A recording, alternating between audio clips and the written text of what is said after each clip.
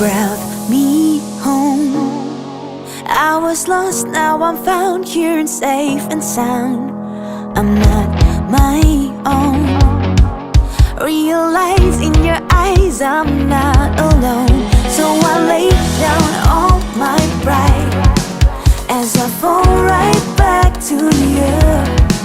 And you draw me now to your side. I'm into your love, love. Your love is true. You bring me closer, closer. Your love is true. You bring me closer, closer. Your love is.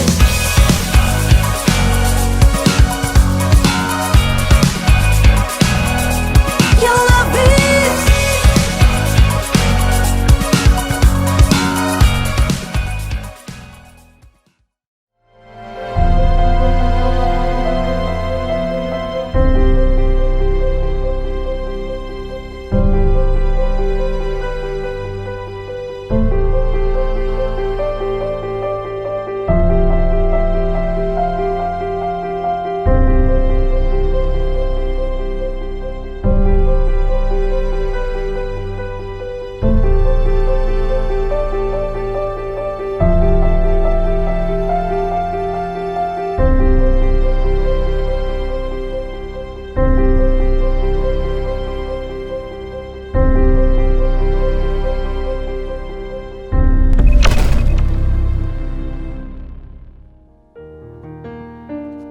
Kami mau mempersiapkan hati kami, Tuhan. Kami mau menghargai hadirat Tuhan. Kami mau menghargai kasih dan anugerah Tuhan yang Tuhan sudah curahkan dalam kehidupan kami. Sebab itu Tuhan, kami mau mengecap kebaikan Tuhan. Kami mau melihat begitu baik Tuhan dalam kehidupan kami. Dan kami mau bersyukur sebab Engkau Allah yang luar biasa. Terima kasih Tuhan. Biarlah Engkau bertata atas puji-pujian dan penyembahan kami pada pagi hari ini. Hanya di dalam nama Yesus yang bersukacita, sama-sama katakan amin. Saya undang Bapak Ibu Saudara untuk bangkit berdiri. Mari sama-sama kita mengecap kebaikan Tuhan dengan kita memuji dan memuliakan nama Tuhan. Mari sama-sama bertepuk tangan.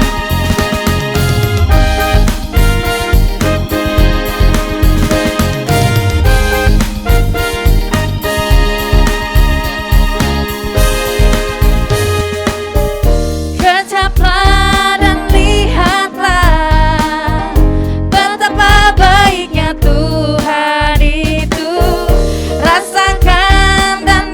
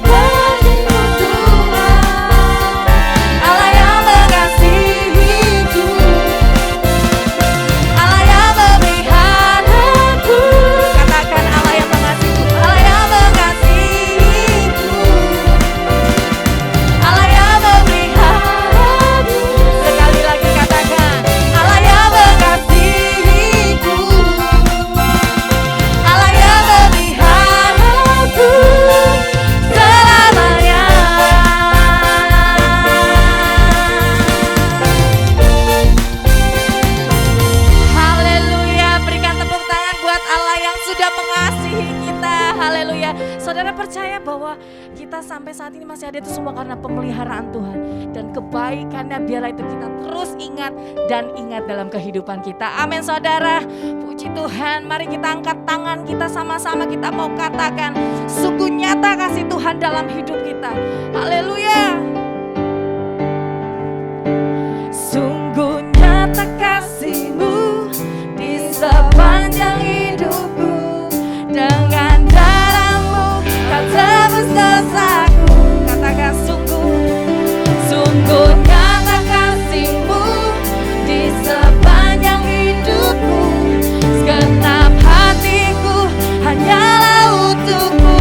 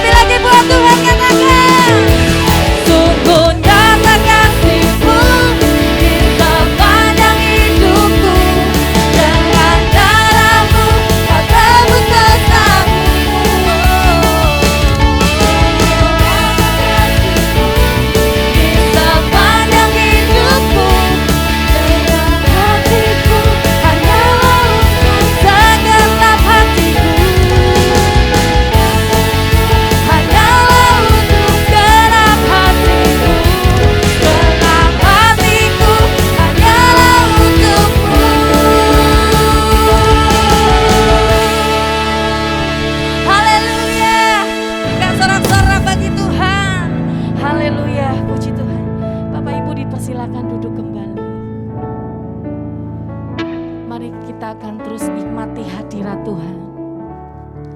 Biarlah di tempat duduk kita masing-masing, biarlah kita terfokus untuk menyembah Tuhan. Sebab kita percaya bahwa Tuhan hadir di tengah-tengah kita untuk melawat dan menjamah kita pada pagi hari ini. Kami bersyukur Tuhan, bahwa sungguh tiada taranya kasih-Mu Bapa. Kau sungguh indah tiada taranya.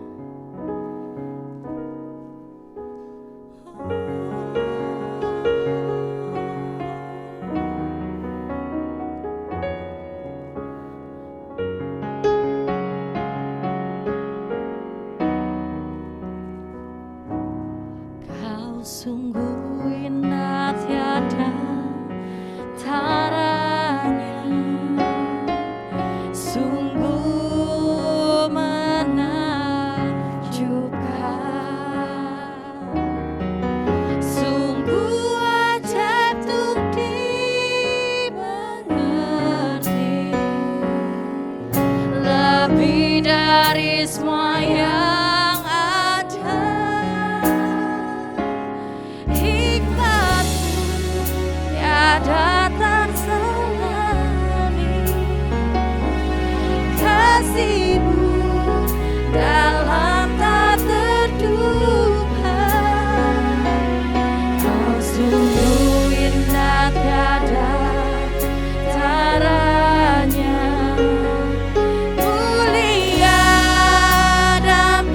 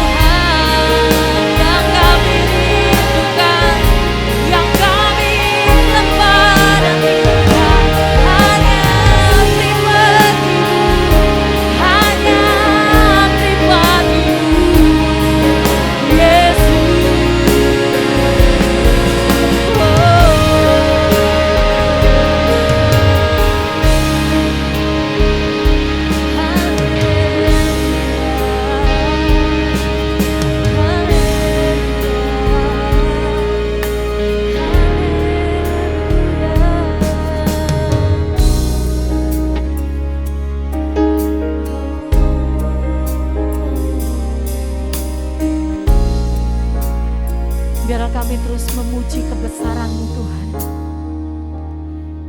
Sebab Engkau maha besar, pencipta kami.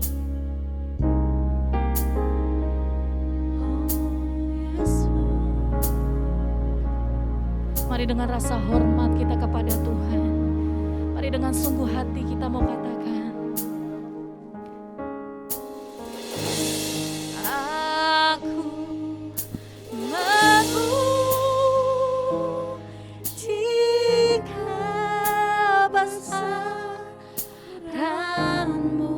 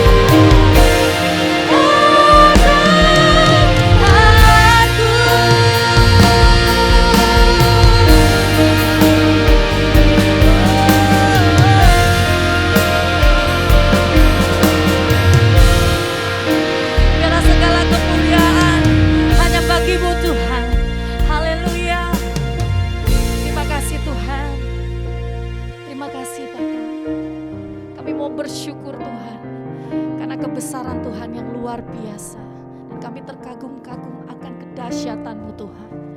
Sebab itu Bapak Ibu Saudara, biarlah pada pagi hari ini kita akan bersama-sama membawa persembahan, persepuluhan komitmen kita. Karena persembahan adalah bagian dari penyembahan. Mari kita angkat tinggi-tinggi persembahan kita dan kita akan berdoa. Sungguh kami bersyukur karena kami memiliki Allah yang maha besar, Allah yang telah memelihara dan mengasihi kami. Kami bersyukur Tuhan atas itu. Sebab ini Tuhan, kami mau datang kepada Tuhan. Kami mengangkat persembahan, persepuluhan dan komitmen kami di hadapan Tuhan. Biarlah Tuhan, inilah tanda bahwa kami bersyukur karena kami memiliki Allah yang luar biasa seperti Engkau Tuhan. Kami percaya biarlah pagi hari ini ketika kami membawa persembahan kami, biarlah itu dipakai untuk memperluas kerajaan-Mu di tempat ini, di Gereja Baptis Indonesia Pemulihan. Kami percaya Bapa, kami menabur dengan penuh rasa syukur dan penuh rasa sukacita. Terima kasih ya Bapa, hanya di dalam nama Yesus kami siap menabur. Haleluya, amin. Jemaat dipersilakan duduk kembali.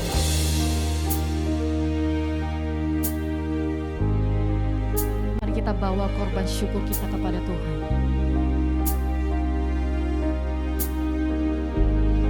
Membawa persembahan kita yang terbaik kepada Tuhan.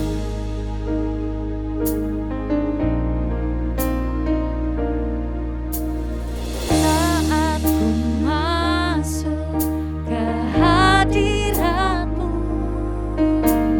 ku tersungkur dan sembah-Mu. Ku persembahkan korban syukurku yang terbaik bagi-Mu.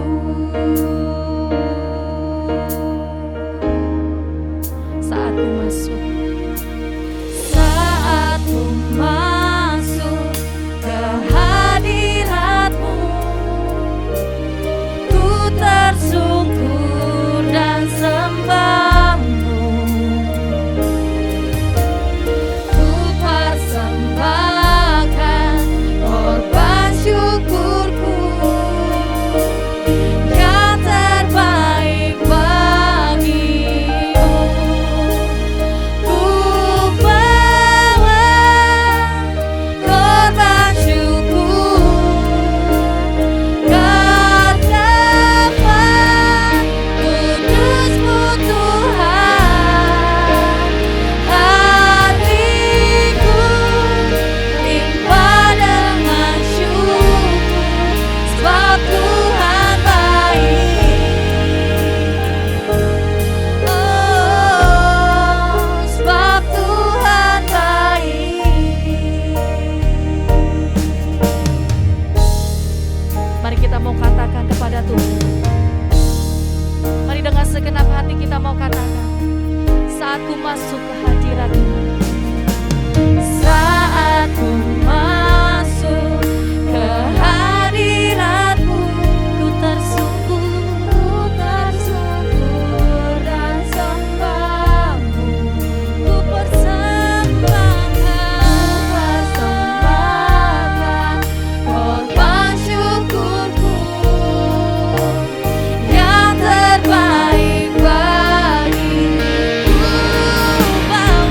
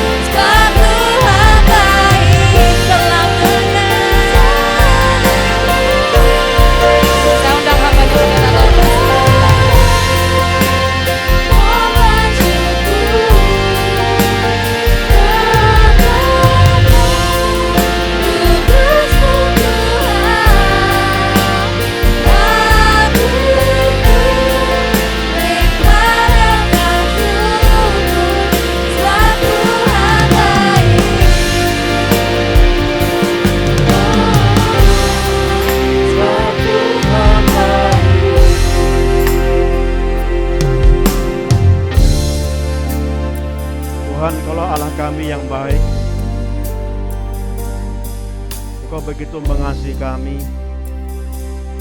Kasih-Mu tetap untuk selamanya. Kasih-Mu tidak bergantung pada kami, karena Engkau adalah Allah kasih. Terima kasih Tuhan, kami boleh menyembah Tuhan dalam ibadah pagi hari ini. Biarlah kami terus dapat memuliakan Tuhan melalui hidup kami. Kami serahkan ya Bapa, pada saat kami mendengar firman-Mu ini. Tuhan jamah dengan kuasa Roh Kudus-Mu, supaya kami benar-benar dapat mengerti firman-Mu ini. Terima kasih Bapa di surga. Dalam nama Tuhan Yesus kami menaikkan doa ini. Amin. Anak-anak silakan maju ke depan.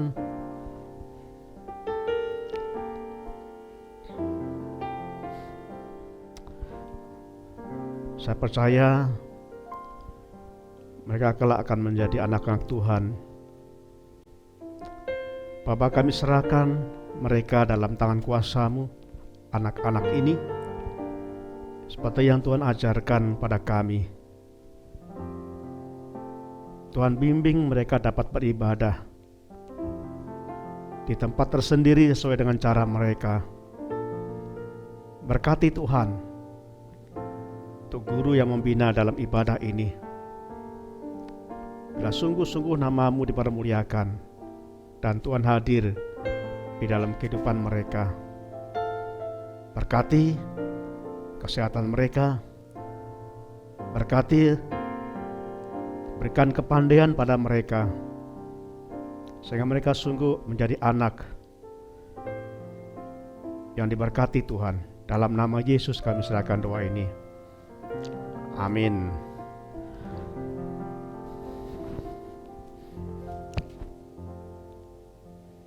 Shalom Bapak Ibu, Saudaraku yang kasih Tuhan.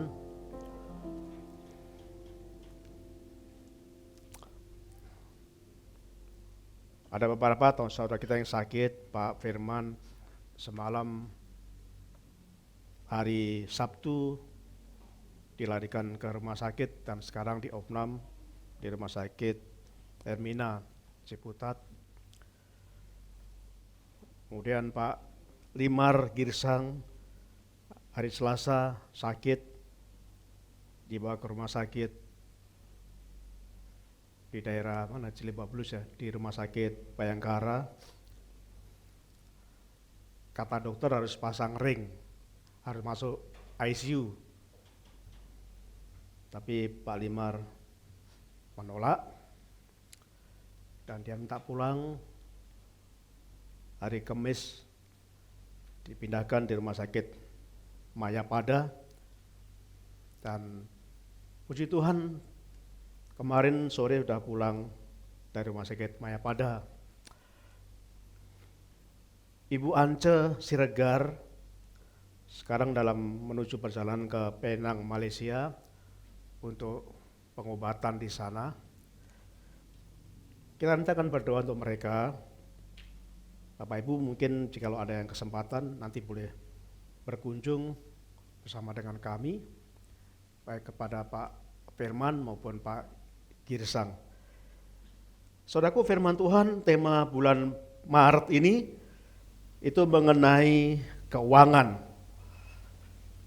Saya senang pada minggu depan Pak Condro akan menyampaikan bagaimana kita menggunakan uang, bagaimana supaya kita dicukupkan dengan uang yang pas-pasan gitu ya. Bagaimana supaya gereja dicukupkan dengan sekalian pas-pasan. Nanti kita akan belajar minggu depan dari Pak Condro yang pasti banyak pengalaman mengelola keuangan.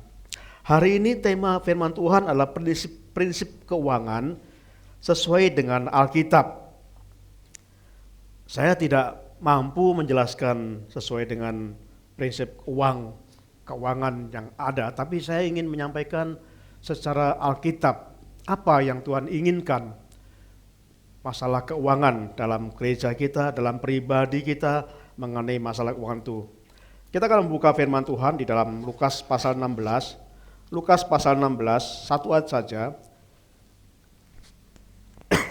Lukas pasal 16 ayat yang 11. Lukas pasal 16 ayat 11.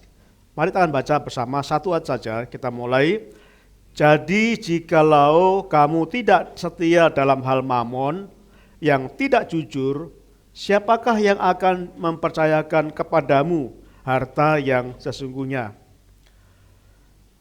Saudaraku, dalam firman ini kita tahu mamon di sini bisa diartikan uang, dan Tuhan Yesus seringkali berbicara mengenai uang. Ada referensi yang saya baca, dikatakan dalam Alkitab itu ada 2000 lebih ayat yang berkenaan dengan uang. Ini luar biasa. Ada 2000 lebih ayat-ayat yang bicara mengenai uang. Dan Tuhan sendiri, Tuhan Yesus sering menyampaikan perumpamaan-perumpamaannya, berkali-kali menyebutkan tentang uang.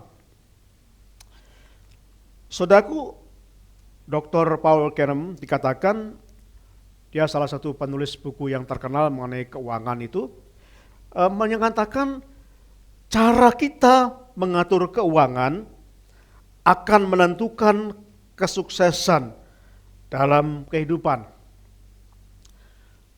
Jadi Dr. Paul berkata caranya, jadi yang penting caranya.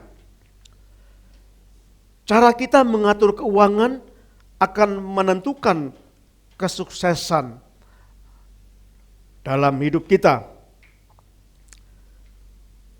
Beliau juga mengatakan salah satu ciri orang Kristen yang dewasa adalah dapat dilihat dari kemampuannya bagaimana mengatur, bagaimana mendapatkan, dan juga bagaimana menggunakannya. Jadi ada balance, bagaimana mendapatkannya dan juga bagaimana menggunakannya. Jadi ciri orang dewasa adalah bagaimana bisa mengatur keuangan itu.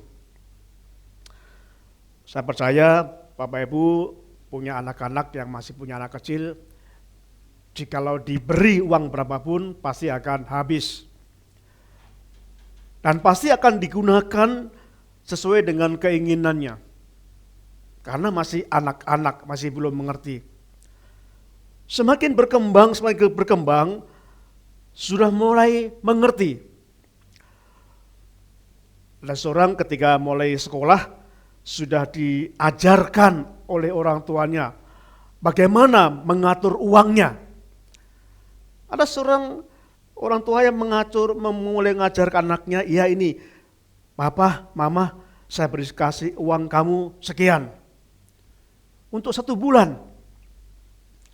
Ya itu bisa digunakan untuk jajan, digunakan untuk transport, mungkin kalau butuh, bahkan digunakan untuk persepuluhan. Saya percaya saudaraku, ketika mereka diajarkan sejak kecil, mereka ketika bertumbuh menjadi dewasa, mereka akan terbiasa mengatur keuangannya nanti. Kenapa? Karena sudah ditanamkan sejak kecil, sejak dini. Nah, saudaraku yang kasih Tuhan, banyak orang Kristen tidak memiliki kejujuran dalam keuangan. Maka dilihat dari gereja-gereja juga banyak sekali yang gak jujur. Bagaimana mengelola uangnya, gak jujur. Dan ini menunjukkan bahwa orang-orang yang bahkan pemimpin gereja pun, bahkan yang menduduki jabatan, bahkan pendeta, saya pernah bertemu dengan pendeta, juga gak jujur. Dia ngaku terus terang, oh kami gak persepuluhan. Jadi saudaraku, ini merupakan sesuatu yang sangat menyedihkan bagi Tuhan. Kenapa? Karena ciri orang Kristen yang benar, salah satunya adalah bagaimana bisa mengatur, bagaimana bisa menggunakan uangnya dengan jujur. Nah, kita akan belajar pada pagi hari ini, saudaraku yang kasih Tuhan. Kita akan belajar tentang tema ini, prinsip-prinsip Alkitabiah, prinsip-prinsip sesuai dengan firman Tuhan, bagaimana kita bisa mengatur keuangan kita. Saudaraku, dalam firman tadi, dalam Lukas pasal 16, saya akan membacakan sekali lagi, Lukas 16 ayat 11, dikatakan, jika kamu tidak setia, perhatikan, jika kamu tidak setia dalam hal mamon, itu uang ya, jika kamu tidak setia dalam hal mamon yang tidak jujur, siapakah yang akan mempercayakan kamu harta yang sesungguhnya? Bila kita tidak bisa dipercaya dalam hal keuangan, kita tidak bisa juga dipercaya dalam hal apapun, apalagi hal rohani. Saya bersyukur bahwa saya mendapatkan teman-teman orang Kristen ketika di kantor dipercaya oleh kantornya di bagian keuangan. Ada yang menjadi bendahara di kantor itu, ada yang menjadi salah satu bagian keuangan, ada yang bagian macam-macam. Itu menunjukkan bahwa benar, bahwa orang Kristen seharusnya bisa mengelola uangnya. Orang Kristen semestinya bisa mengelola keuangan dengan benar. Kenapa, saudaraku? Karena dalam diri orang Kristen ada Roh Kudus. Ada rasa takut kepada Tuhan.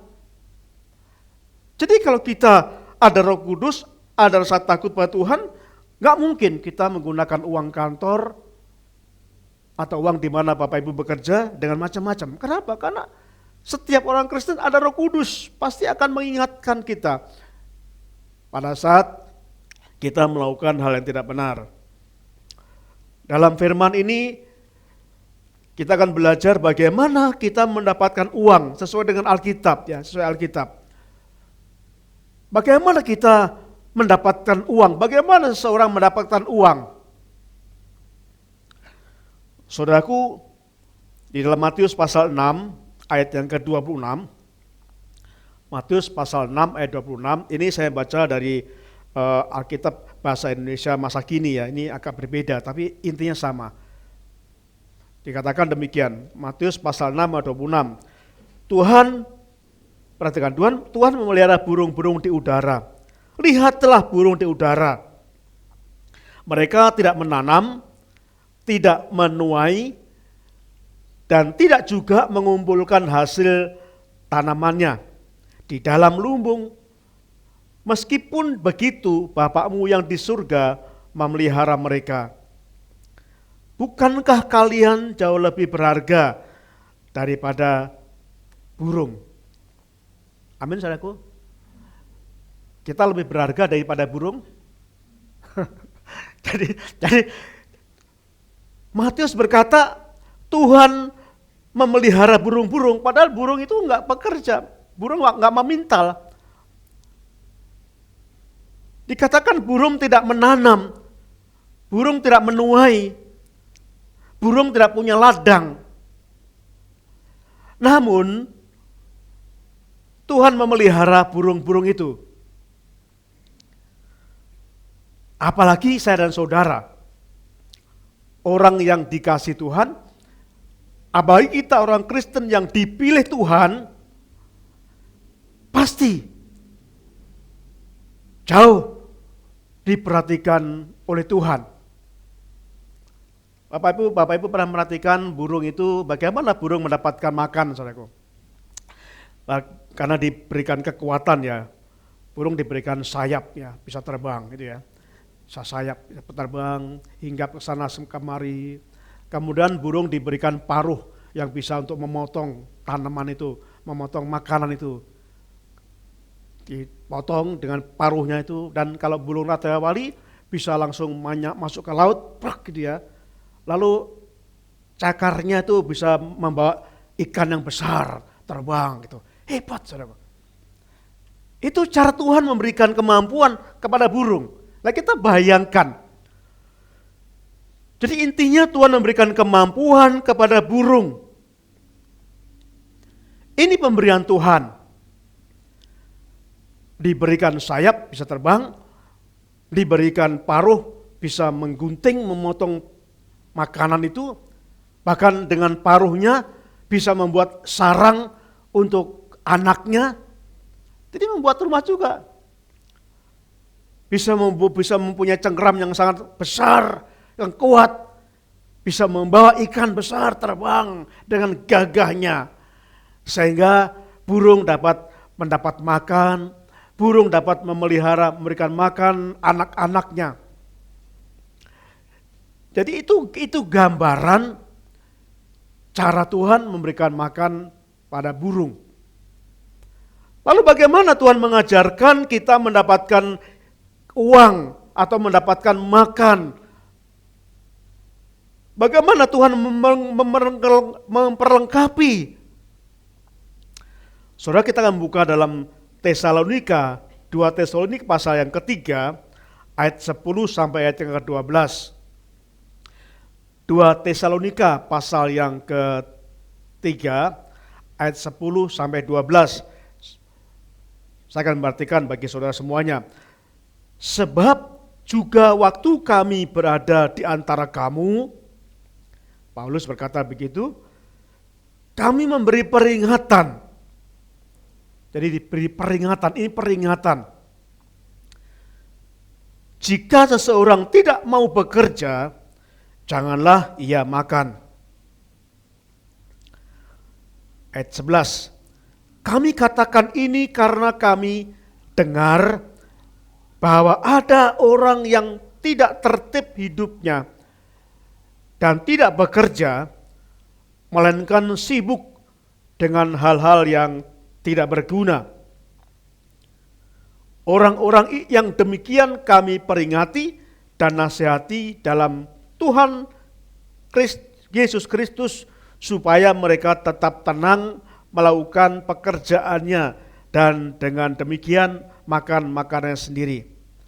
Rasul Paulus menekankan di sini, perhatikan dari ayat ini ada banyak kata tentang bekerja. Kami memberi peringatan kepada kamu jika seorang tidak mau bekerja. Satu ya, bekerja. Kemudian yang kedua, kami katakan ini karena kami dengar bahwa orang-orang yang tidak tertib hidupnya dan tidak bekerja. Ayat 12. Orang-orang yang demikian kami peringati dan nasihati dalam Yesus Kristus supaya mereka tetap melakukan pekerjaannya. Jadi Rasul Paulus menekankan untuk mendapatkan uang harus bekerja.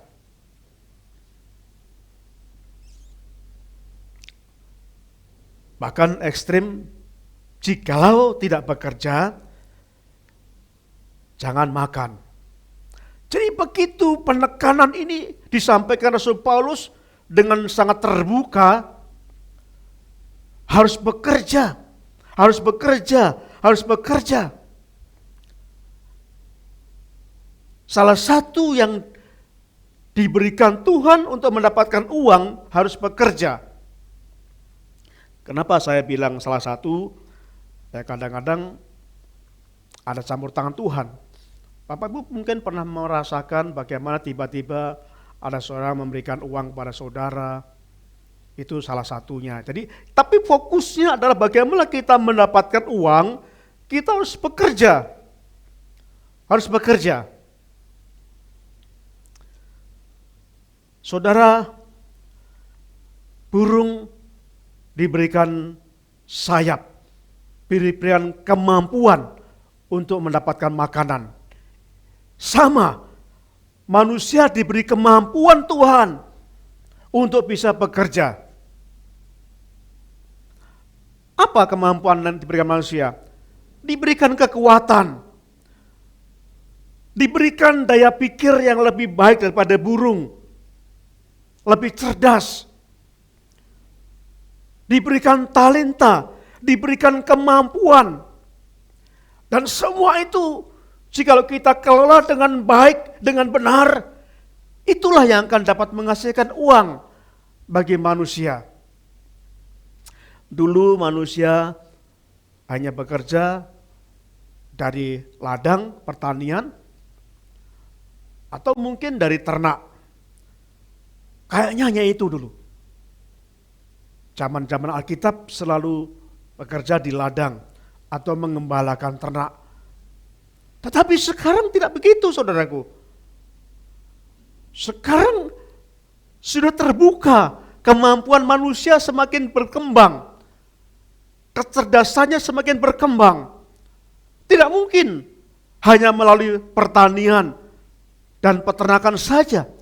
Mulai berkembang, sehingga banyak sekali orang-orang punya kemampuan dari berbagai bidang. Ada yang mereka mulai dalam bidang bangunan, bekerja dalam bidang bangunan.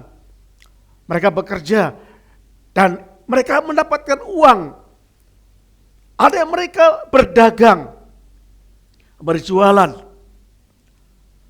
Ada yang mereka menggunakan jasa karena mereka punya keterampilan, jadi ada jasa. Dan dari jasa itulah mendapatkan uang.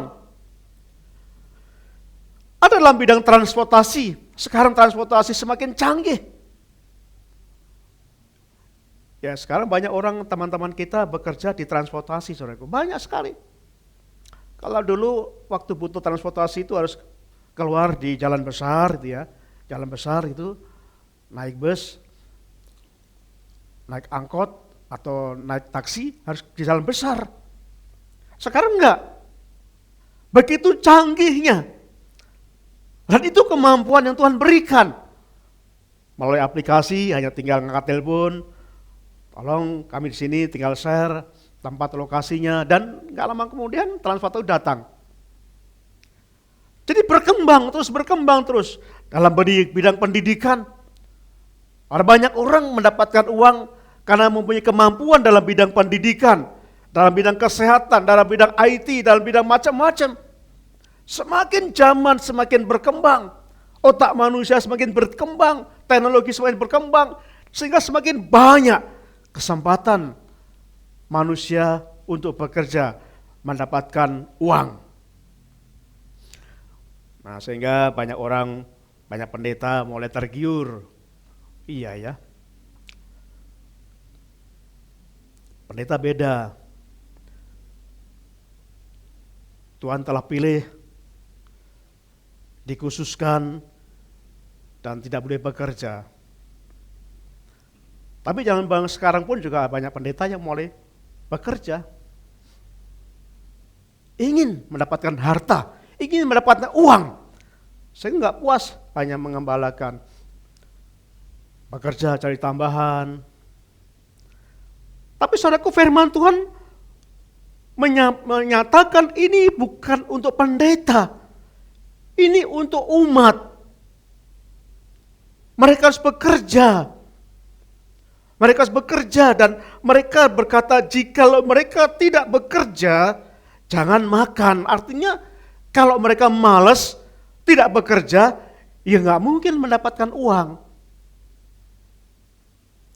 Ya kecuali kalau anaknya pengusaha, itu ya.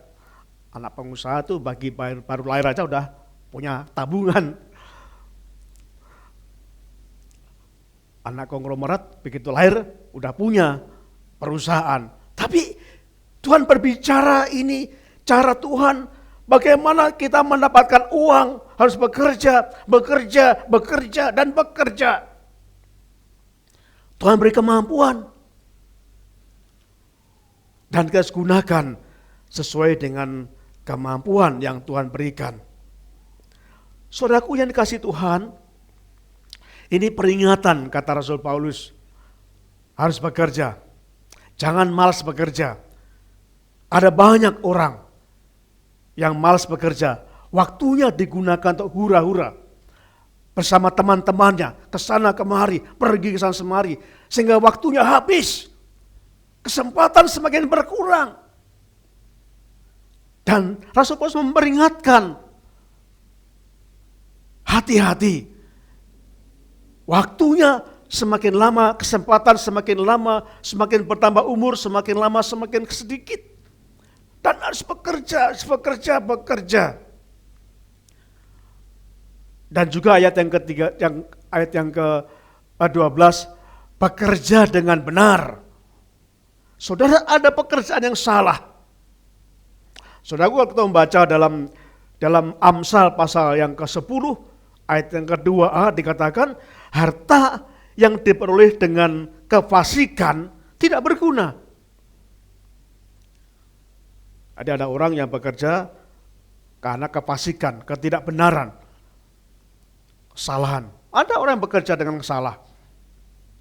Tapi Tuhan inginkan bekerja sesuai dengan kemampuan kita.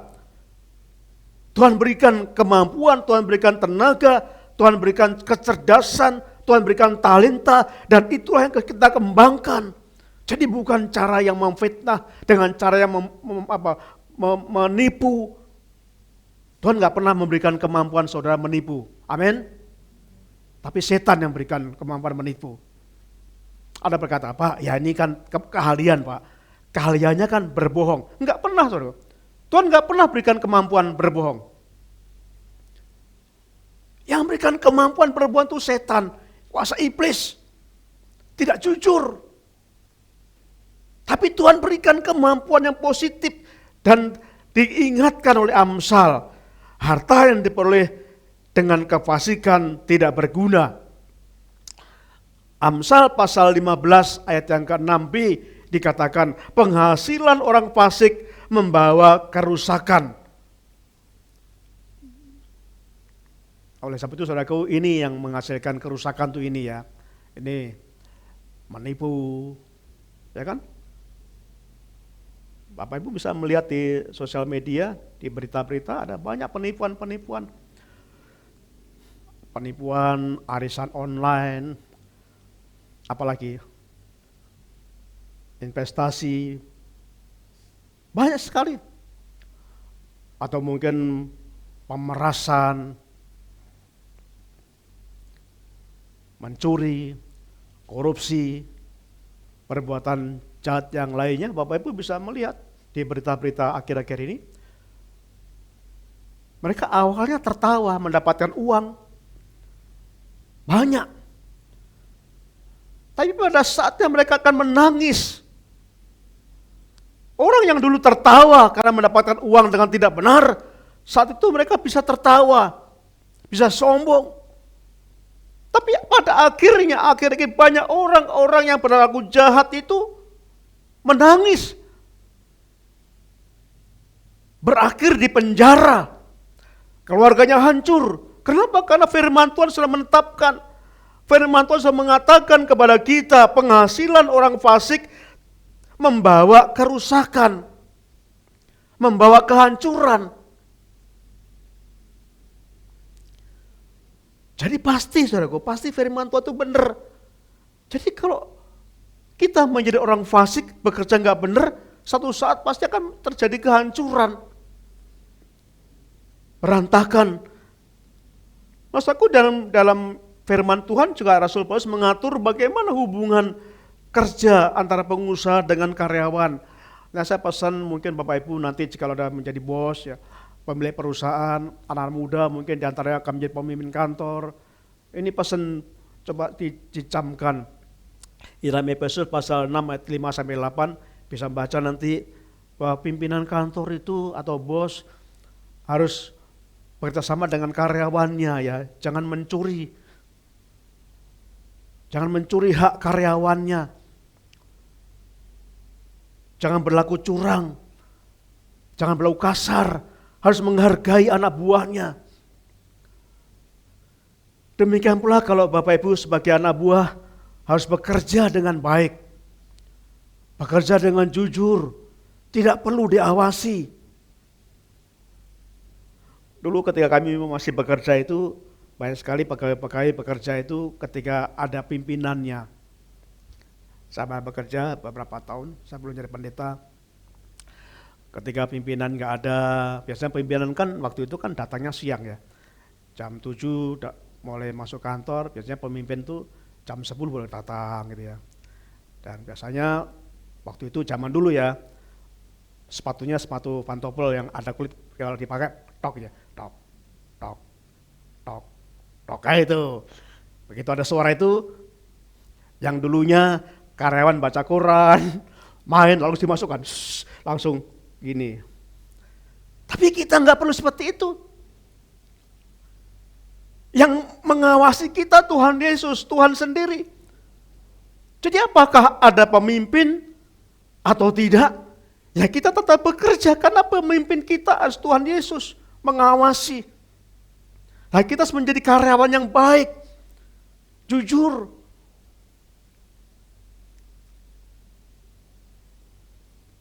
Dulu saya terbawa itu, saya bekerja kadang-kadang pulangnya.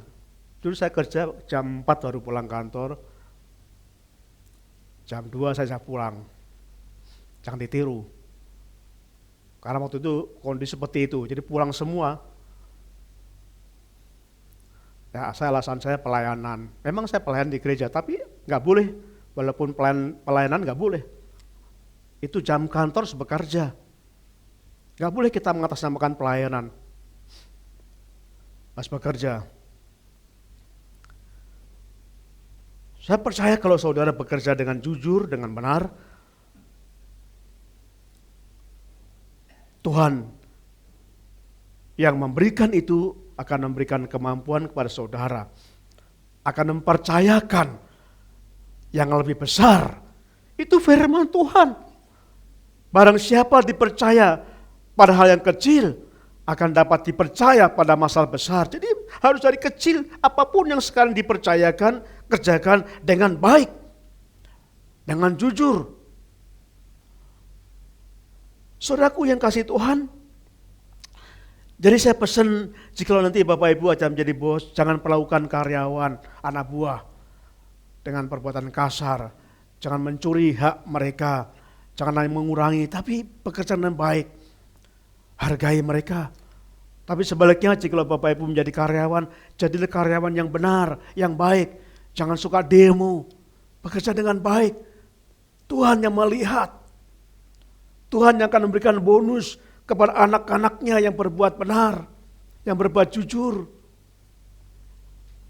Jadi kesuksesan itu harus dimiliki oleh semua. Jika bekerja dalam perusahaan, kesuksesan perusahaan harus dimiliki oleh bos dan juga oleh karyawan semua. Ini yang disampaikan Rasul Paulus di dalam Efesus pasal yang ke-6 ayat 5 sampai 8. Saudaraku, yang pertama, bagaimana kita mendapatkan uang? Tapi yang kedua juga tidak kalah penting. Yang kedua, bagaimana kita menggunakan uang? Bagaimana ketika Tuhan memberikan kepada saudara uang yang cukup besar? Mari kita akan membuka dalam Amsal pasal yang ke-3. Amsal pasal 3 ayat 9 sampai 10. Ini cara bagaimana menggunakan uang. Kita akan baca bersama-sama Amsal pasal 3 ayat 9 sampai 10. Muliakanlah Tuhan dengan hartamu dan dengan hasil pertama dari segala penghasilanmu. Maka lumbung-lumbungmu akan diisi penuh sampai melimpah-limpah. Dan bejana pemerahanmu akan meluap dengan air buah anggurnya. Untuk apa saudaraku uang kita? Untuk memuliakan Tuhan. Bukan untuk perbuatan yang jahat. Bukan untuk perbuatan yang merugikan orang lain. Tapi untuk memuliakan Tuhan. Konsepnya untuk memuliakan Tuhan.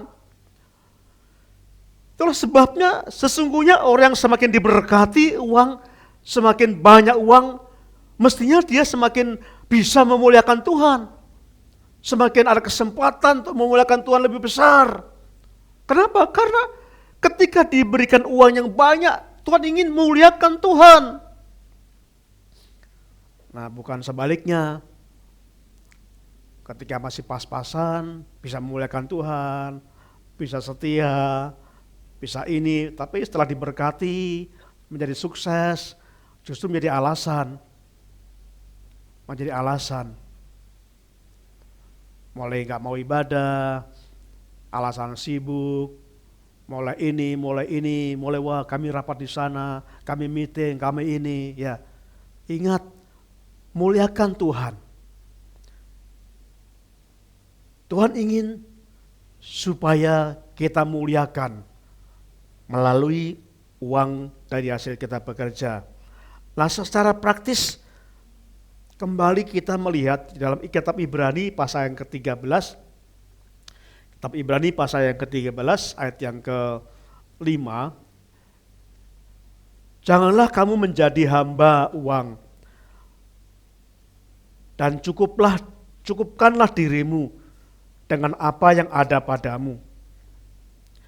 Karena Allah telah berfirman, aku sekali-sekali tidak akan membiarkan engkau, dan aku sekali-kali tidak akan meninggalkan engkau. Saudaraku, perhatikan di sini ada kata cukupkanlah. Cukupkanlah. Orang tidak pernah cukup. Amin. Saya masih ingat ketika seorang mendapatkan gaji sekian, nggak cukup. Kemudian diberkati, pekerjaan bagus, naik gaji, nggak cukup lagi. Diberkati lagi, tetap nggak cukup. Nah, mana sih ada orang yang berkata cukup? Oleh sebab itu Tuhan berkata cukupkanlah, cukupkanlah. Ini relatif, sangat relatif. Saudaraku, dikatakan jika kita mengatur, jika kita mencukupkan keuangan kita, janji Tuhan, maka Tuhan tidak akan membiarkan engkau. Artinya Tuhan tidak akan membiarkan kita dalam kekurangan. Tuhan tidak akan membiarkan kita dalam masalah uang ini.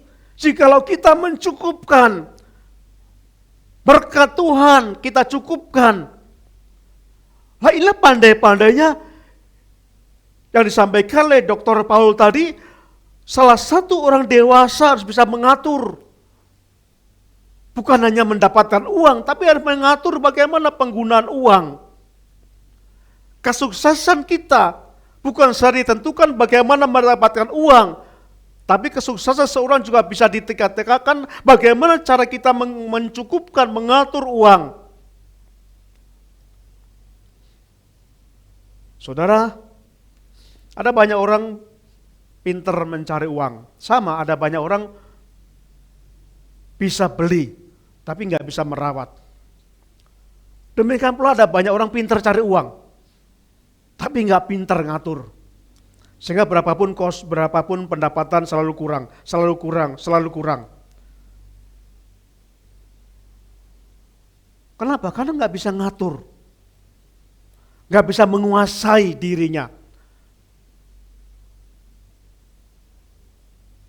Ketika belanja, waduh pengen ini, karena nggak bisa menguasai, dan sesungguhnya nggak mau dibeli, tapi nggak menguasai diri, begitu lihat itu pengen, langsung dibeli, karena ada uang. HP sudah bagus, masih bagus, wah ini canggih, korban promosi, oh ini diskon sekian, ya udah beli. Ada banyak sekali, bukannya ibu-ibu, tapi banyak orang muda, banyak bapak-bapak juga sekarang menjadi korban promosi. Begitu canggih. Mereka dilengkapi, bagaimana mereka promosi, mereka punya ilmu yang canggih. Nah kita nggak punya, kita dimakan oleh mereka, saudaraku. Hati-hati. Harus bisa menguasai diri. Terutama ibu-ibu bisa menguasai diri. Mencukupkan. Memang makan di restoran lebih enak. Tapi ingat, harus bisa mengeluarkan uang yang besar. Memang kita bisa enak membeli ini, membeli itu. Semakin membuat kita nyaman. Tapi ingat, apalagi kalau itu dibeli dengan cara kredit, hati-hati. Dengan cara hutang. Hutangnya senang, bayarnya tidak mau. Saudaraku, Tuhan memperingatkan bagaimana supaya hidup kita menjadi sejahtera. Bagaimana supaya kita nggak ada masalah dengan uang. Yang Tuhan ajarkan cukupkan. Mari kita memanage, mari kita mempunyai kemampuan untuk mengelola dengan benar. Itulah sebabnya saudaraku, saya nggak bosan-bosan menyampaikan kepada saudara. Kenapa? Karena ini perhatikan, ini sangat menyedihkan saudaraku, menyedihkan. Survei menyatakan 50% perceraian adalah akibat masalah ekonomi. Bukan masalah tidak punya uang, tapi ada banyak orang yang banyak uang pun bisa cerai karena masalah uang. 50% perceraian itu akibat masalah ekonomi. Itu sebabnya dalam gereja pendeta disarankan konseling itu sangat besar masalah uang. Apakah sudah cukup ketika menikah, apakah cukup penghasilannya? Ya kami tanya, berapa gajimu? Berapa gaji istrimu? Berapa pengeluaranmu setiap bulan? Saya selalu minta ya saudaraku. Kenapa? Karena kalau nggak cukup, ini pasti akan menjadi masalah ke depannya. Apakah punya utang? Apakah punya tundakan? Apakah punya kredit? Apakah punya ini? Harus jeli. Kenapa? Karena ini sumber masalah perceraian. 50% disebabkan karena masalah uang. Ya jangan, saya mengasihi kamu ya gombal. Kasih gombal saudaraku. Jangan mau. Harus real. Karena ini masa depan. Tidak mungkin hidup dengan mencintai jika lo nggak ada uang. Jika lo nggak ada pendapatan cukup. Itulah sebabnya survei menyatakan 50% perceraian akibat karena masalah ekonomi. Kenapa anak-anak terlantar, gak bisa menikmati pendidikan. Uang ada, tapi gak bisa mengelola. Uangnya bisa digunakan untuk kesenangan orang tuanya, hobi makan. Hari ini makan di restoran sana, makan di sini, beli ini, beli itu, mabuk, judi, uang banyak, tapi nggak bisa menggunakan penggunaannya. Dan ini bisa membuat perceraian dalam keluarga. Anaknya dampaknya tidak bisa sekolah, ditagih gurunya, ditagih sekolahan, anaknya malu sekolah. Ini kasus yang sering terjadi dalam kehidupan kita. Kenapa? Karena tidak bisa menggunakan uang. Tidak bisa mengatur uang dengan benar. Saudaraku, pengaturan uang yang salah, ini perhatikan, pengaturan uang yang salah sering disebabkan ketidakdisiplinan kita menggunakan uang. Karena nggak disiplin. Nggak disiplin. Sehingga kadang-kadang karena terlalu pengen, ya nggak apalah, hutang dulu ya tapi ya. Bisa, tenang. Udah bayar berapa? Bayar 10 kok, tenang. Yang penting HP-nya baru. Ini ada bagus, oh ya berapa? Ini tapi saya nggak punya, nggak apa-apa. Bayar berapa ini? 12 kali. Oh ya udah, saya mau. Saudaraku, hindari hutang. Terutama hindari hutang dalam hal konsumtif. Hindari. Rasul Paulus menegaskan, jangan berhutang. Hutang sering menjadi sumber malapetaka hubungan kita dengan orang itu. Kenapa? Karena faktanya orang yang berhutang itu ketika waktunya ngangsur, biasanya bermasalah. Nah saudaraku yang kasih Tuhan, itu sebabnya saya ingin sampaikan pada saudara, ini penting bagi saya. Ini gunakan sesuai dengan prioritas. Sesuai dengan prioritas. Ini sesuai dengan aturan Tuhan, ya, Alkitab ya. Yang pertama itu perpuluhan, saudaraku. Bapak Ibu bisa mengecek nomor perpuluhan saya. Silakan lihat. Dapat berkat berapapun kami perpuluhkan. Perpuluhan bukan gaji saya saja. Tapi ketika saya mendapat uang cuti juga saya ambil perpuluhan, saudaraku. Lihat perpuluhan saya. Ketika saya mendapatkan uang THR, saya juga perpuluhan. Ketika saya mendapatkan uang, misalkan ketika khotbah ada tanda kasih, saya perpuluhan dari tanda kasih itu. Kenapa, saudaraku? Karena ini yang Tuhan ajarkan. Saya nggak mau punya masalah tentang uang dalam keluarga saya.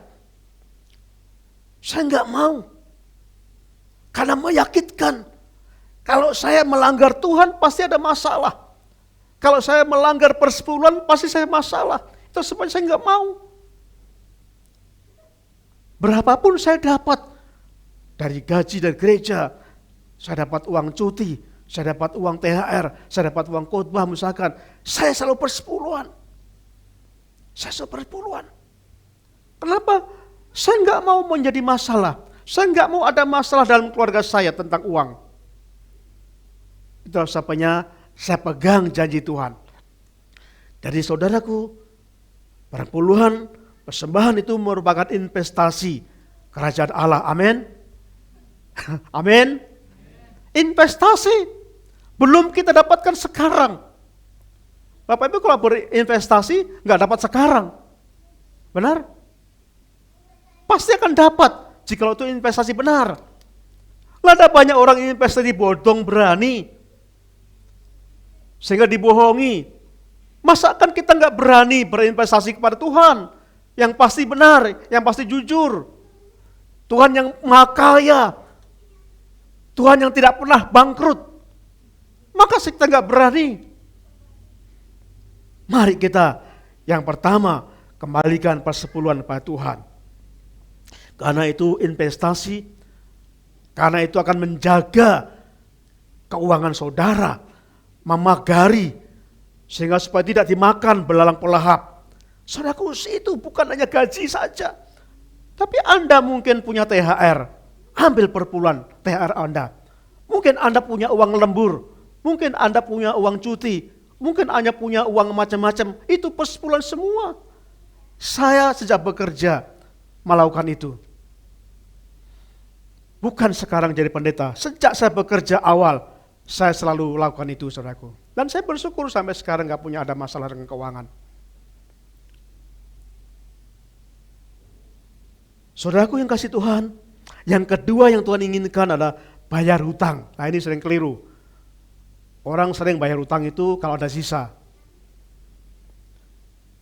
Tuhan mengajarkan jika Bapak Ibu punya hutang, misalkan saya itu punya hutang karena angsuran rumah, saudaraku. Ya angsuran rumah itu prioritas kedua setelah persepuluhan. Setelah persepuluhan saya selalu ambil ini untuk angsuran rumah. Saudaraku, jangan kita waktu membayar kita ditagih. Tagih debt collector kayak, ditagih yang punya uang kayak. Lalu kita sembunyi-sembunyi, yang itu enggak sejahtera. Itu sebab Tuhan mengajarkan jika saudara punya hutang, bayar menjadi prioritas yang pertama. Anda punya angsuran motor, bayar, sisihkan. Anda punya kredit rumah, angsuran tuh bayar. Mungkin Anda punya sudah terlanjur, Anda utang kredit barang ini, bayar. Jangan tunggu sisa, yang sisa nggak pernah sisa. Jangan nunggak, nggak bermasalah. Jadi prioritas yang kedua adalah hutang. Yang ketiga, keperluan keluarga. Keperluan keluarga. Ya keluarga itu adalah ada kebutuhan primer itu keluarga ya, itu harus untuk makan, tempat tinggal, pendidikan, kesehatan, dan yang lain adalah yang paling terakhir. Saudara, mari kita belajar manajemen yang Tuhan berikan Allah, mencukupkan, membuat prioritas yang benar.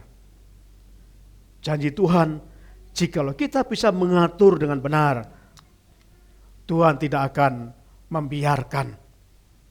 Artinya Tuhan akan mencukupkan. Tuhan akan ikut campur.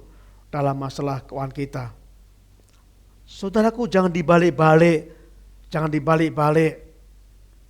Jangan dibalik, oh yang penting makan saya. Begitu punya uang langsung makan ke sana, makan ke sini.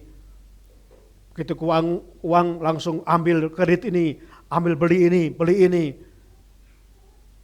Lalu ketika per bulan udah nggak ada Pak, nggak cukup. Nggak ada Pak per bulan, untuk ini aja kurang. Kenapa? Ya kenapa? Salah prioritas itu. Karena menempatkan hal yang lain sebagai hal yang pertama, sehingga yang utama tidak dilakukan. Dan pasti hidup saudara akan bermasalah, akan punya masalah besar tentang keuangan. Kenapa? Karena melanggar firman Tuhan. Sesuatu yang melanggar firman Tuhan menyebabkan kita kekacauan. Segala sesuatu yang menyebabkan melanggar firman, saudaraku, itu pasti akan membuat kekacauan dalam hidup kita. Sehingga kekacauan itu disebabkan oleh karena kita sendiri. Mari kita berbuat yang benar. Mari kita mulai belajar. Saudaraku yang kasih Tuhan, kesimpulannya, bila kita bisa mengatur uang dengan bijak, kita tidak akan mengalami masalah dan ketegangan masalah uang. Sikap terhadap uang mengungkapkan siapa sesungguhnya diri saya dan saudara. Apa kita termasuk orang yang mengasihi Tuhan? Karena dikatakan di mana hartamu berada, di situ hatimu berada. Jika kita mengasihi Tuhan, ya pasti harta kita gunakan untuk memuliakan Tuhan. Sesuai dengan aturan Tuhan. Tidak mungkin kita menjadi manusia rohani tanpa kita bisa mengatur uang dengan bijaksana. Mari kita camkan, kita lakukan. Mari terus meyakini pertolongan Tuhan. Intinya Anda harus pertama-tama meyakini bahwa firman Tuhan itu benar. Dan jika Anda meyakini, yang kedua, Anda berkata, saya akan hidup dalam firman Tuhan. Karena di dalam firman itu, Tuhan yang ada, yang mengatur kita. Saya berharap kita akan mulai menerapkan prinsip keuangan secara benar, sesuai dengan Alkitab yang kita pelajari hari ini. Mari berdoa. Terima kasih Tuhan, kami belajar di tengah-tengah kesulitan keuangan, di mana-mana mengalami kesulitan. Ini bisa membuat kami tergoda untuk semakin kita ngawur menggunakan uang. Kami bersyukur saat ini Tuhan ingatkan kami, ada pola yang Tuhan inginkan, pola benar yang menjadi jaminan bahwa kami tidak akan menjadi masalah uang. Kami tidak akan mengalami masalah dalam keuangan jikalau kami menurut pola Tuhan itu. Tuhan tolong berkati supaya jemaat-Mu bisa bekerja dengan baik. Jikalau saat ini mereka bergumul untuk pekerjaan, Tuhan tolong berikan pekerjaan itu Bapa. Berkati sesuai dengan apa yang mereka miliki. Tuhan berkati jemaat-Mu dapat mengatur uang dengan benar, mengelola uang dengan benar. Bukan dengan sesuai keinginan saya, bukan sesuai keinginan mereka, tapi sesuai dengan kehendak Tuhan. Karena di balik kehendak itu malah mengandung investasi dari Tuhan yang menjamin kami tidak akan mengalami masalah keuangan. Terima kasih Bapa di surga untuk firman-Mu ini. Kami serahkan doa kami di dalam nama Tuhan Yesus. Amin. Saudara, kita akan memuji Tuhan. Mari yakin Tuhan selalu menolongku. Tuhan selalu menolong saudara dan saya masalah keuangan. Saudara, bekerjalah dengan benar, bekerjalah dengan jujur, bekerja dengan semangat, gunakan seluruh kemampuan yang Tuhan berikan. Tapi juga yang kedua, yang tidak kalah pentingnya, Aturlah keuangan saudara dengan bijak, dengan benar, sesuai dengan prioritas yang Tuhan ajarkan pada hari ini. Itu yang menjadi kunci. Itu berarti kita berinvestasi kepada Tuhan dalam masalah uang. Kita kenakan pujian ini. Tuhan selalu menolongku.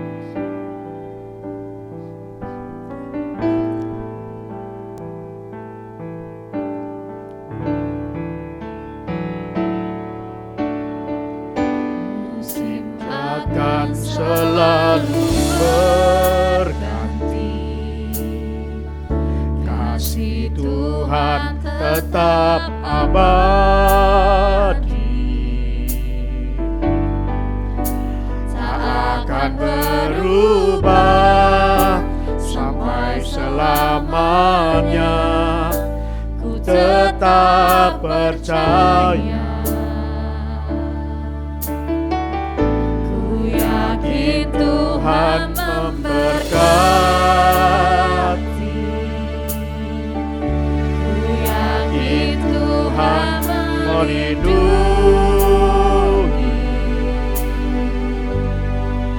Burung di udara Tuhan pelihara, karena kasih-Nya.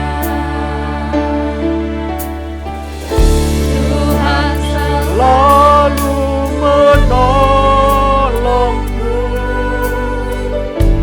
selalu menjagaku,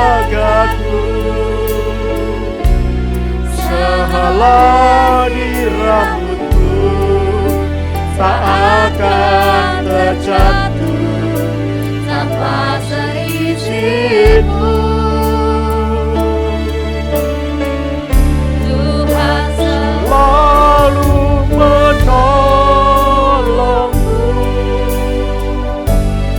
Selalu menjagaku,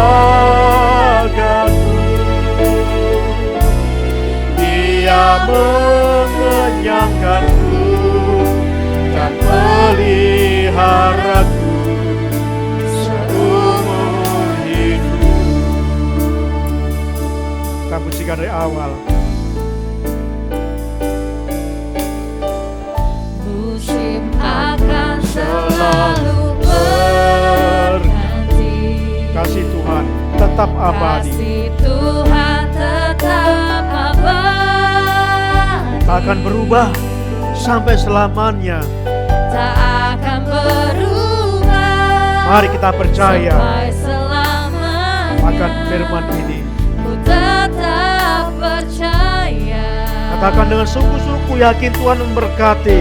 Ku yakin Tuhan memberkati. Ku yakin Tuhan melindungi. Ku yakin Tuhan melindungi. Burung di udara Tuhan pelihara, karena kasih-Nya. Tuhan selalu menolongku. Tuhan selalu menolongku, selalu menjagaku, sehelai di rambutku tak akan terjatuh tanpa seizin-Mu. Katakan,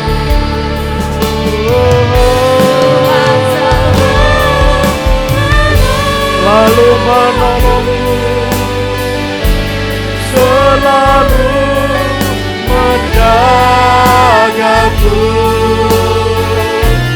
Dia mengenyangkanku dan peliharaku seumur hidup. Saudaraku dengan Tuhan, mari tunduk sejenak merenungkan firman ini. Ialah musik akan mengiringi saudara merenungkan kembali. Ada prinsip keuangan secara Alkitab yang Tuhan ajarkan pada pagi hari ini. Bagaimana kita mendapatkan uang? Setiap orang diberikan kekuatan Tuhan, diberi kemampuan, sehingga melalui kemampuan itu kita bisa mendapatkan uang. Gunakan kemampuan saudara, kembangkan kemampuan saudara, bekerja dengan maksimal, dengan kesungguhan hati. Disitulah Tuhan memberikan uang pada saudara. Orang-orang yang bekerja, yang giat bekerja, yang secara maksimal menggunakan kemampuannya. Ada yang kedua yang tidak kalah penting yang Tuhan ajarkan pada pagi hari ini, yaitu bagaimana kita mengelola uang. Jikalau kita salah mengelola, akan selalu mengalami kekurangan. Jikalau kita salah mengelola, akan selalu berdampak masalah besar dalam keluarga kita, masalah uang. Kelola uang sesuai prioritas Tuhan. Sisihkan yang utama untuk persepuluhan saudara. Bukan dari gaji saja, tapi seluruh pendapatan saudara. Mungkin saudara mendapatkan uang THR, mendapatkan uang cuti, uang lembur, mungkin mendapatkan uang-uang yang lain. Saudaraku, ambillah persepuluhan, itu milik Tuhan. Tuhan gak bisa dibohongi, Tuhan tahu. Tuhan ingin kejujuran saya dan saudara. Mari jujur pada Tuhan. Kita akan dipercaya hal yang besar. Gunakan yang lain untuk hal yang penting, untuk keluarga saudara. Jangan lupa, jika Anda punya tanggungan hutang, punya tunggakan bayar.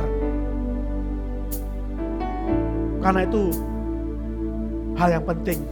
Jika saudara menahan utang orang lain, jika saudara menahan utang orang lain, tidak membayar angsuran itu berarti saudara menahan berkat saudara sendiri. Berkat sendiri saudara tahan. Mulai sekarang, jika Anda punya hutang, punya tunggakan, berikan itu prioritas yang utama, yang kedua setelah perpuluhan. Baru gunakan untuk keperluan keluarga saudara, untuk makan. Makan di rumah pasti lebih hemat. Tidak banyak menggunakan uang. Makan apa saja jika kita doakan, itu akan menjadi kekuatan. Syukuri makan apapun yang Tuhan berikan, karena itu menjadi berkat bagi tubuh saudara. Gunakan keperluan untuk keperluan saudara, untuk pendidikan anak-anak, untuk kebutuhan yang lain yang utama. Lalu setelah itu baru kebutuhan yang lain yang kurang penting. Hindari hutang, terutama hutang-hutang yang sifatnya konsumtif, karena itu akan membuat jerat kita di masa mendatang. Tuhan ingin kita dilepaskan dari masalah hutang. Tuhan ingin kita dilepaskan dari masalah keuangan. Mari kita ikut aturan Tuhan. Itu cara Tuhan aturkan. Dan itu investasi yang Tuhan berikan. Jaminan pasti bagi saya dan saudara yang melakukannya dan percaya. Memang bukan sekarang, investasi jangka panjang. Percayalah itu. Anda berinvestasi pada Tuhan. Dan pasti Tuhan melihat itu.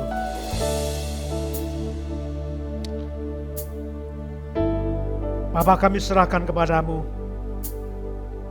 Berkati kami semua Tuhan. Jikalau saat ini kami menggunakan uang dengan salah, biarlah firman-Mu yang kami dengar hari ini akan meluruskan kami. Kami semua ingin hidup kami tidak ada masalah dengan keuangan, karena kami salah menggunakan. Berkati Tuhan jemaat-Mu, berkati pekerjaan mereka, berikan mereka semakin giat bekerja, curahkan berkat-berkat-Mu. Dan Tuhan tolong kami dapat mengatur dengan benar sesuai dengan prioritas yang Tuhan ajarkan pada pagi hari ini. Terima kasih Bapa di surga. Bapa, kami juga berdoa pada saat ini Kami menyerahkan saudara kami yang sakit, kami serahkan kepadamu ya Bapa. Tuhan terus berkati Pak Erwin yang kembali mengalami sakit telinga bagian sebelah kiri. Sebelah kanan Tuhan sembuhkan, dan saat ini ganti sebelah kiri. Tuhan tolong jamah ya Bapa. Kami juga terus menyerahkan Pak Siaan. Kami tidak jemu-jemu berdoa pada Tuhan untuk Pak Siaan, karena itulah yang kami yakini, karena itulah yang kami mampu. Tuhan tolonglah berkati kesehatan Pak Siaan, berkati hatinya, supaya hati yang dilembutkan Tuhan, kuasai Tuhan, sehingga tidak emosi lagi. Kami serahkan kepadamu. Kami juga berdoa saat ini Tuhan, kami mengucap syukur untuk Bapak Limar Girsang yang pada kemarin sudah pulang dari rumah sakit Mayapada. Tuhan jamah kesehatannya yang saat ini berbaring di rumah. Tuhan sembuhkan, pulihkan Bapak asam lambungnya, atau mungkin masalah lain Tuhan jamah, normalkan. Kami juga berdoa saat ini untuk Bapak Firman Siregar yang saat ini dirawat di Rumah Sakit Hermina Ciputat. Kami membawa saudara kami dalam pergumulan doa. Tuhan tolong sembuhkan Pak Firman, jamah Bapak bagian yang sakit, Tuhan sembuhkan. Kami juga menyerahkan perjalanan Ibu Marta Siregar yang saat ini menuju ke Penang, Malaysia untuk berobat. Tuhan, saya menyerahkan pada perjalanan yang saat ini sedang tempuh, sertai sehingga sampai di Penang dalam perlindungan Tuhan, sampai di rumah sakit dalam perlindungan Tuhan. Tuhan telah mengirimkan dokter, pakai dokter itu ya Bapa, pakai orang-orang di sana yang Tuhan siapkan untuk menolong Ibu Marta. Kami serahkan Ibu Marta pulang dengan keadaan sehat, pulih karena kuasa Tuhan. Terima kasih Bapa di surga. Tuhan, inilah pergumulan kami. Kami serahkan doa kami. Tuhan berkati jemaat-Mu satu persatu dalam pergumulan mereka. Kami serahkan Bapa. Engkau Allah kami yang kami percaya mampu menolong kami dan sanggup menolong kami. Terima kasih Tuhan. Terima kasih Bapa di surga. Saudara, kita yakin pujikan pujian ini kembali. Katakan, ku yakin Tuhan memberkati. Ku yakin Tuhan melindungi. Burung di udara Tuhan pelihara karena kasih-Nya. Mari kita sampaikan ini melalui iman kita. Mari berdiri bersama-sama. Ku yakin Tuhan memberkati. Ku yakin Tuhan melindungi.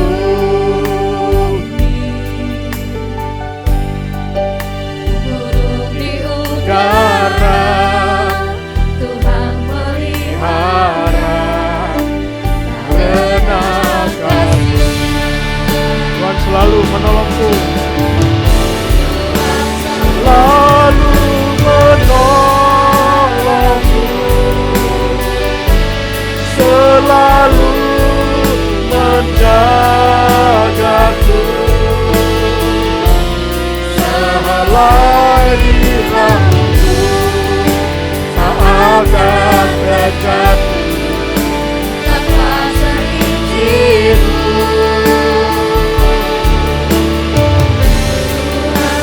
selalu menolong. Tuhan menjagaku, selalu menjagaku. Dia mengenyangkanku dan peliharaku. Katakan sekali lagi, Tuhan selalu menolongku. Selalu menolongku, selalu menjagaku, sehelai rambutku tak akan terjatuh Tanpa seizinmu.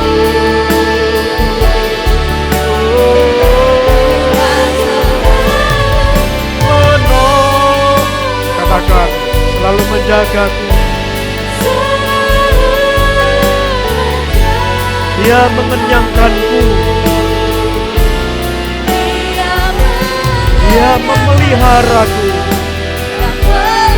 seumur hidupku.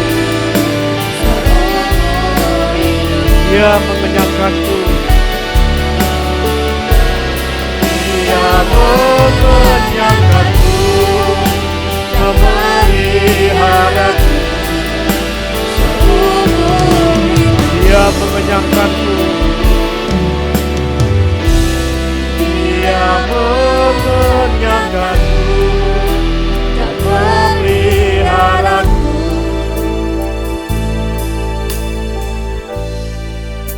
seumur hidup. Saudaraku yang kasih Tuhan, yakinlah dengan firman Tuhan ini. Yakinlah firman Tuhan itu benar. Mulai belajar melakukan dengan benar. Kita mengakhiri ibadah kita pada hari ini. Saudaraku yang kasih Tuhan, ulanglah dengan damai sejahtera dan terus berharaplah pada Tuhan. Semoga Allah sumber pengharapan akan memenuhi hatimu, supaya oleh kekuatan Roh Kudus kamu berlimpah-limpah dalam pengharapan. Amin.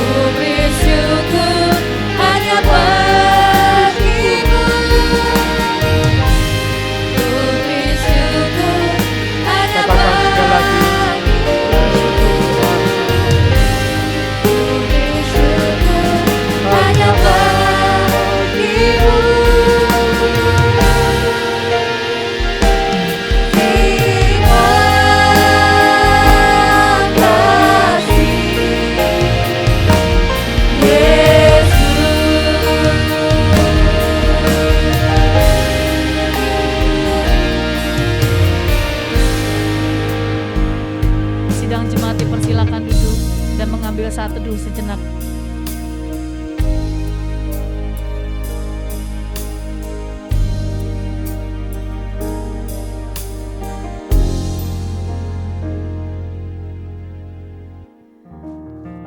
Amin. Puji Tuhan, ibadah kita sudah selesai. Mari bersalam-salaman dengan gembala dan ibu gembala, dengan jemaat yang lain. Tetap menerapkan protokol kesehatan. Sampai jumpa minggu depan. Tuhan Yesus memberkati.